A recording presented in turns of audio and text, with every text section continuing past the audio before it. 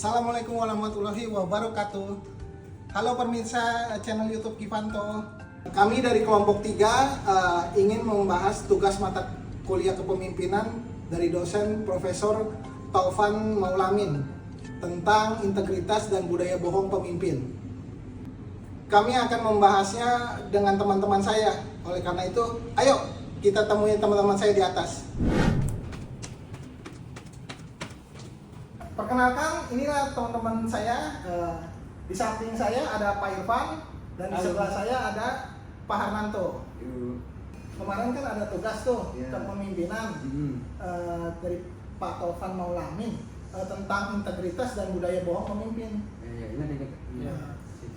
Menurut teman-teman apa itu integritas? Kalau menurut Pak Irfan? Ya, jadi kalau menurut saya itu integritas adalah kualitas menjadi utuh, terintegrasi dan bertindak sesuai dengan prinsip-prinsip etika yang kokoh. Jadi kejujuran dan integritas adalah fondasi kepercayaan antara pemimpin dan bawahannya. Seorang pemimpin yang baik itu adalah pemimpin yang bisa dipercaya oleh bawahannya untuk membawa organisasi atau bawahannya menjadi lebih baik. Kalau menurut Mas Saranto gimana? Integritas itu menurutku kemarin kan baca artikel tuh nemuin integritas itu sebenarnya apa ya, kesamaan pikiran, terus perkataan dan perbuatan yang dimiliki oleh seorang pemimpin. Jadi kalau pemimpin itu punya integritas, itu bisa membangun kepercayaan, trust antara pemimpin dan bawahnya, dan itu penting banget loh untuk dimiliki oleh seorang pemimpin. Bayangkan kita tidak memimpin terus juga punya integritas. Pemimpin yang nggak punya integritas berarti trust juga nggak bisa terbangun. Akhirnya sistem yang dibentuk juga nggak bisa berjalan. Menurut saya seperti itu sih. Wah, Ya, ini setuju sih, betul. ya saya setuju, tapi berdua ini berbeda. Bagaimana kita lihat yang bakunya ya? Boleh? Ya. Menurut Kamus Besar Bahasa Indonesia, integritas itu adalah mutu, sifat atau keadaan yang menunjukkan kesatuan yang utuh sehingga memiliki potensi dan kemampuan yang memancarkan kewibawaan dan kejujuran. Jadi kejujuran ini yang penting dalam integritas itu. Sedangkan sikap integritas adalah bertindak dengan cara yang konsisten dengan apa yang dikatakan, hampir mirip seperti Pak Harnanto bilang tadi. Nah, saya juga ada kutipan menurut integritas itu menurut para ahli. Menurut Ipo Susantoso ya? Bukan? Ipo Santoso. Santoso apa Santosa? Iya. Integritas itu dia artikan oleh dia adalah sebagai menyatunya pikiran, perkataan, dan perbuatan untuk melahirkan reputasi dan kepercayaan. Jadi jika merujuk asal katanya, kata integritas itu memiliki makna berbicara secara utuh dan lengkap sepenuh-penuhnya. Terkadang ada loh pemimpin yang berkata lain dengan apa yang tindakannya lain dengan apa yang dikatakannya. Ya seperti tahulah kita Pak Lurah. Sen kiri belok kanan, ya kan? Bilang-bilang anaknya nggak mau, tapi mau juga tuh jadi wakil presiden. Mas Erik, bener tuh belok sen kiri belok kanan. Udah macam ini ya, apa ibu-ibu belanja di pasar ya? Kayak gitu ya. Oke, nah mungkin kan integritas itu kan dekat dengan kejujuran sebenarnya. Salah satu sifat utama dari integritas itu kan kejujuran. Terus yang bertolak belakang kan, kalau kejujuran ya antoninya kan kebohongan. Nah kalau menurut Mas Erik, di masyarakat kita khususnya para pemimpinnya ya, itu masih ada nggak sih budaya bohong gitu kan? Apakah menjamur ataukah memang ada harapan di situ? Ya tidak semua punya budaya bohong sini, tapi mungkin ada 1, 2, 3, 4 atau 10, 15 figur yang bisa kita percaya. Ya. Menurut Mas Erik gimana tentang budaya bohong pemimpin kita? Kalau ini kan berbeda ya, berbalikan dengan yang tadi ya, kejujuran itu, integritas itu adalah kejujuran. Kebohongan itu adalah sesuatu yang lain di apa yang telah dikatakan gitu kan. berbeda dengan kenyataan yang bahkan yang dipikir juga mungkin beda dengan yang diomongkan. Ya, Yang dipikir, diomongkan, nama yang dilakukan itu beda. itulah definisi kebohongan. Nah, tetapi kalau ini kan kita membahas tentang budaya bohong. Budaya itu kan berarti sesuatu udah menjadi kebiasaan. Dilakukan berulang-ulang. Sudah sekian lama. Iya, budaya bohong pemimpin ini saya rasa masih ada justru untuk seorang pemimpin ini yang mempunyai budaya bohong. Masih ada ya. Masih ada. Dan kita harus punya cara untuk memanis mereka sebenarnya. Iya. Ya nanti kita nggak usah pilih lagi lah gitu ya. Mungkin. Itu kan mekanisme hukuman dalam demokrasi kan itu. Iya.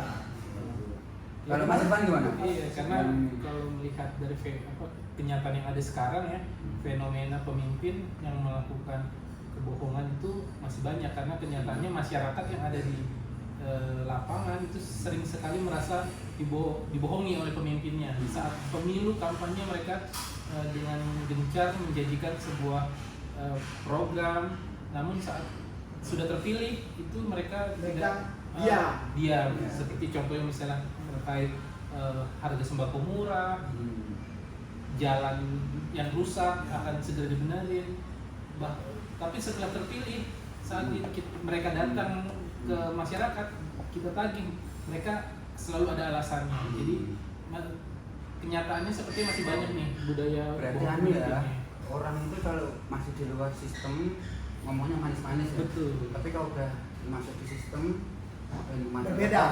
berbeda, manis ya kan, berubah gitu ya. Berubah. Everybody's changing. Lagu ya. Kayak lagu ya. Betul. Ya kan katanya kan ada ini tidak ada yang tetap dalam hidup ini. Semuanya berubah.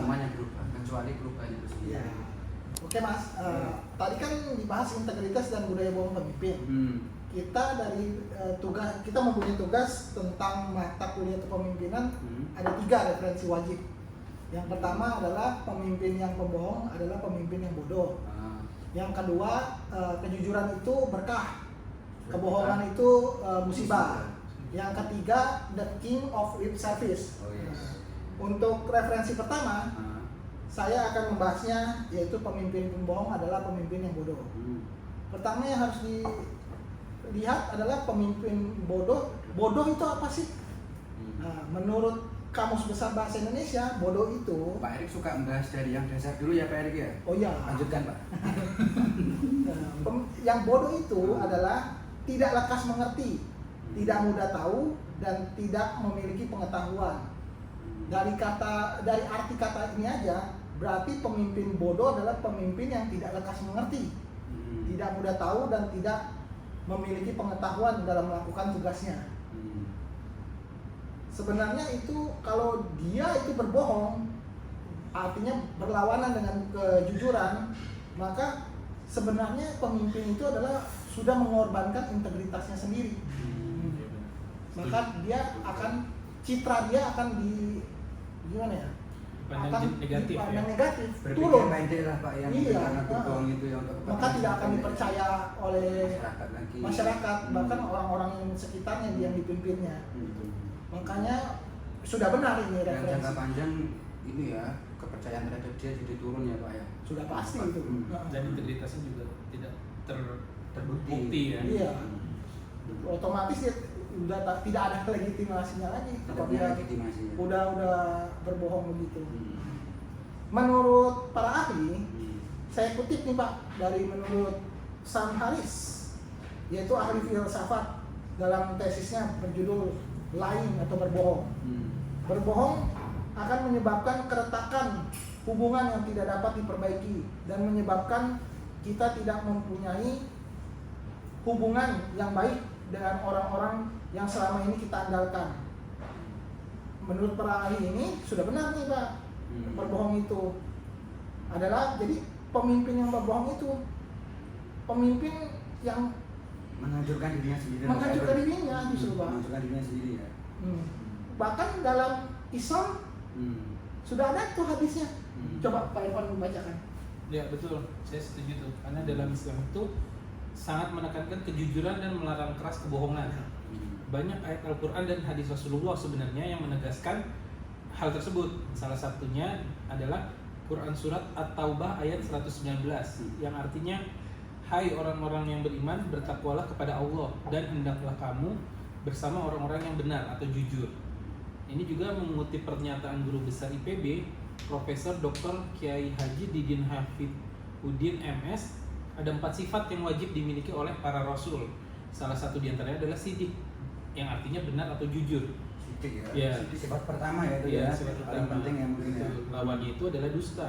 Nah, dusta itu, ini saya jadi masuk langsung ke poin kedua nih Pak. Yaitu yang kejujuran itu berkah, kebohongan itu musibah. Nah, dusta itu sifatnya, saya lanjutkan, lawan itu adalah tadi kejujuran, lawannya adalah dusta. Dusta itu bukan sifat orang yang baik atau yang bertakwa. Dusta itu sifat orang yang jahat. Karena itu orang tua, pendidik, dan pemimpin itu harus jujur.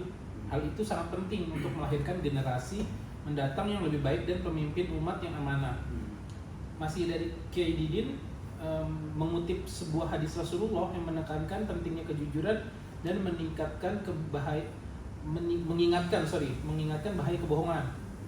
Berlakulah jujur, sesungguhnya kejujuran akan mengantarkan kepada kebaikan dan kebaikan akan mengantarkan ke surga, dan seseorang yang senantiasa berlaku jujur akan tercatat di sisi Allah Subhanahu wa taala sebagai orang yang jujur. Jadi jauhilah dusta, sesungguhnya dusta akan membawa kejahatan, dan kejahatan itu menjerumuskan seseorang ke dalam neraka. Seseorang yang sering berdusta akan tercatat di sisi Allah sebagai seorang pendusta. Nah, di sini juga disebutkan nih, kita banyak menganggap musibah itu adalah gempa bumi, kecelakaan.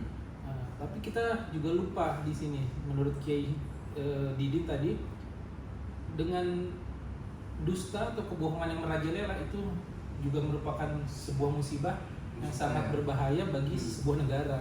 Karena dengan maraknya dusta di sebuah negara itu bisa menjadi awal kehancuran. Kayak hoax gitu ya Mas. Nah, betul. Bisa memecah belah masyarakat. Betul, itu bisa ya. Berarti kalau kayak gitu, secara agama menurut para ahli dan secara negara juga, pemimpin pembohong itu tidak diakui, dan termasuk orang yang bodoh, dia tidak mengerti bahwa